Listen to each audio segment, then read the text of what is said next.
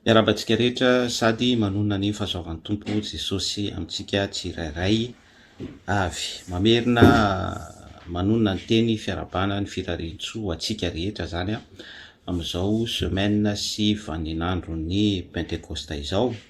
ny fetin'ny voaloam-bokatra ny nanomezan'Andriamanitra tsotoa tamin'ny alalan'i Jesosy Kristy ny fanahy masina ho hery ho antsika mpino amin'izay tondrosotra izay zany. Izay rehetra nandray azy dia nomeny hery ho tonga zanak'Andriamanitra. Amen. Raiso ny fanahy masina na elokizana avelanareo dia ho avela izany nizaniza kosa tsy ho avelanareo dia tsy avela izany. Misy lanja teny sy lanja pahefana be ao ambadika io resaka hoe pentekosta io. Fa tsy ho amin'izay ny fizarantsika androany fa ny zavatra ho zaraiko anao androany dia mikasika ny lundi de Pentekosta. Ity resaka lundi de Pentekosta ity dia be da be mihitsy ireo karazan'olona izay midiaboly izay tsotro zao. Azy ity hoe tsy biblika, tsy tokony atao, asan'ny demonia, fanambarana be da be tahaka izany zany. Ekeko ary marina fa tsy voasoratra ao anaty baiboly mihitsy ny toko sy andininy amin'ny hoe fankalazana ny ampitson'ny Pentekosta. Raha vao miditra amin'izay resaka izay sika dia resaka lalàna izany, zany hoe ny amin'ny tsy maintsy atao araka ny lalàna, araka ny fandikina tokony tsy atao, tsy misy latsaka mihitsy. Fa ny hoentiko manazava ny saintsika zany dia hoe isika izao efa aty amin'ny andron'ny vanim-potoanan'ny grasy. Grasy fantatsika fa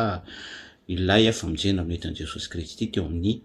hazo fijaliana. Ny grasy attention tsy midika hoe kaporaraka, sao da hoe grasy dia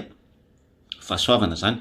dia hoe atao daholo ny zavatra rehetra izay tsy araka ny sitrapon'Andriamanitra amin'izay abus izay. Mazavaiko eo zay rehefa avy eo ao anatin'ny fanambarana tsotsotra.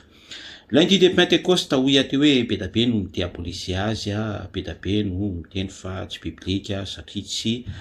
voasoratra mazava tsara ao anatin'ny soratra masina. Ekeko zay fa izao no hanazavako ny saintsika. Ny soratra masina miteny fa hoe ny zavatra rehetra azoko atao, ny zavatra rehetra tsy ary mahasoa avokoa, za tsy andevoziny zavatra na inona na inona. Oui, misy ny olona izay efa tsy amin'izany mankalaza lundi de Pentekosta izany, ny tenako zao libra be ny amin'izany rehefa te mivoaka anao zay mahafinaritra dia manao rehefa tsy mivoaka tahaka ny androany dia atao trano dia manao sakafo tsotsotra eo miaraka amin'ny ankonana ny fianakaviana ohatra, na mety mivoaka tapoka ihany koa. Zay le hoe izay nateraky ny fanahy dia tahaka ny rivotra mitsoka amin'izay alehany. Inona ary no FDB izay tokony ho voaraintsika amin'ity hoe lundi de Pentekosta ity? Ny FDB mafonja tokony ho voaraintsika dia le hoe ny zavatra rehetra azoko atao, fa ny zavatra rehetra tsy ary mahasoa. Zany hoe ny zavatra rehetra izay andraisantsika décision zany dia libra isika rehefa ao anatin'ny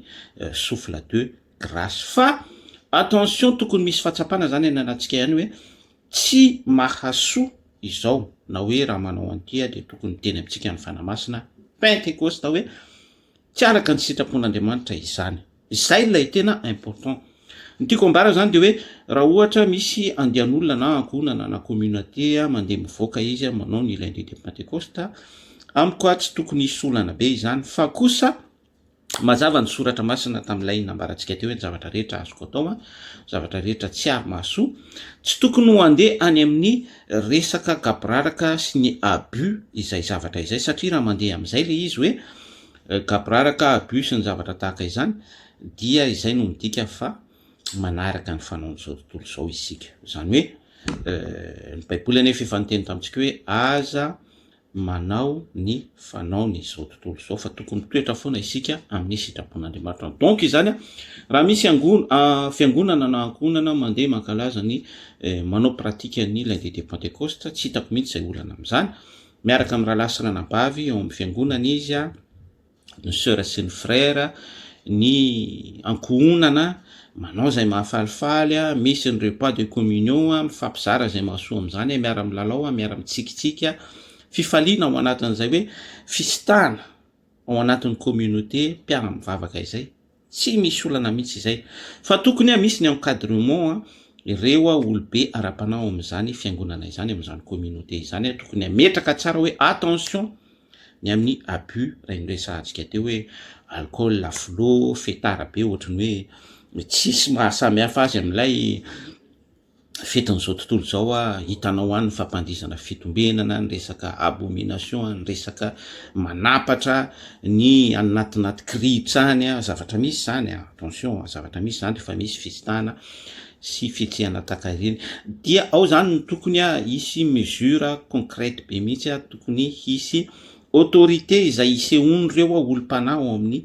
communauté amin'ilay fiangonana mampiatra an'izay manara-masony am'izay ary miankadre ny tanorany am'izay fa ilay hetsika zany tokony hijanona foana ny amin'ny fifampitaizana fifampizarana mahasoa ny amin'ny fifanentanana ao anatin'izay fiombonana izay eo ambany fitarihan'ny fanamasina zay ny tena zava-dehibe mazava ho azo fa misy ireo zay tsy am'izany mihitsy satria efa nidepaseny zany tsy ara-panahy be zany tiako tenenina am'izay fa nofo ihany koa tsy tokony hoe ampijaliana be zany satria raha vao misy an'izay équilibre zay tsy mipetraka amin'ny fitoerana de lasa fampijalia tena be lay famponan'Andriamanitra zany rehetrarehetra zany mila fitsilovan'ny fanamasana daholo fahaizantsika mijery sy misikaniany zany zavatra rehetrarehetra zany afahantsika mahazo tsara n'ilay hoe tena hoe amin'ny antonony fatra tsara sady ahitsana hoititsika manompo an'Andriamanitra tsy to ao anatin'izay fiatrehana be da be isan-karazan'izay donc zany tsy tokony hisy mihitsy fifanamelohana sy fifiapangana sy zavatra be tahaka izany hoe lundi de Pentecôste de avy hatrany tsy ao anaty baiboly tsy misy tokony andino zany donc zany devoly izay manao an'izany donc zany tsy avy amin'ny fanamasina zany zay rehetra mandeha manao lundi de Pentecôste dia ampiasain'ny démonie ampiasan'ny devoly olona tsy araka ny sitrapon'Andriamanitra tsy araka ny fanahy tsy jerena am'izay le izy fa arak'ilay fanazavana tsotsotra nambarako teo raha ny hainy tsara isika fa kosa tokony mijanona foana amin'ilay encadrement sy amin'ny fifehezana tsy hivoana amin'ny sitrapon'Andriamanitra ny lundi de Pentecôste izay tena hoe faditsika sy hialantsika dia ny fanaony zao tontolo zao efa nampidiriko teo ihany izay teny izay de tsy inona izany fa hitanareo reny le mandry atantatra reny le kermesy be alcool lafilo ny loka ny zavatra tahaka ireny izay mampalahelo ny fanamasina ho atsika izay efa nandray ny prémisse dia ny Pentecôste izany ny voalohany bokatra attention aza manao izy mampalahelo ny fanahy masina nanasiana tombokase ny fanahinareo lay saina izany lay amma ho amin'ny andro fanavotana izay zavatra izay tena tsy tokony ho ataontsika kristiana isika zanak'Andriamanitra isika communauté ao amin'ny Jesosy Kristy izay le niteneniko teo hoe rehefa zany isika tafiditra ao anatin'ilay cercle hoe miara-mihetsika amin'ny fiangonana miaraka mientana manao fisintahana satria lundi de Pentecôste ao anatin'ny hoe zavatra rehetra azoko atao dia tsy tokony ho amin'izay sofila izay hoe izao tontolo izao zay mikasika an'io lundi de Pentecôste io mirary fety sambatra ho atsika rehetra averiko ihany ny zavatra rehetra azonao atao ny zavatra rehetra tsy amaso fa isika kosa tsy andevozin-javatra na inona tsy inona ilay hoe manandevo ilay hoe zavatra manandevo atsika fa ny fahotana izany zay tsy araka ny sitrapon'Andriamanitra tsy tokony ho andevozina izay isika fa tokony ho libre affranchi ny zanaka ny manafaka dia afaka tokoa isika kianao Jesosy mirary soa atsika rehetra veloma tompoko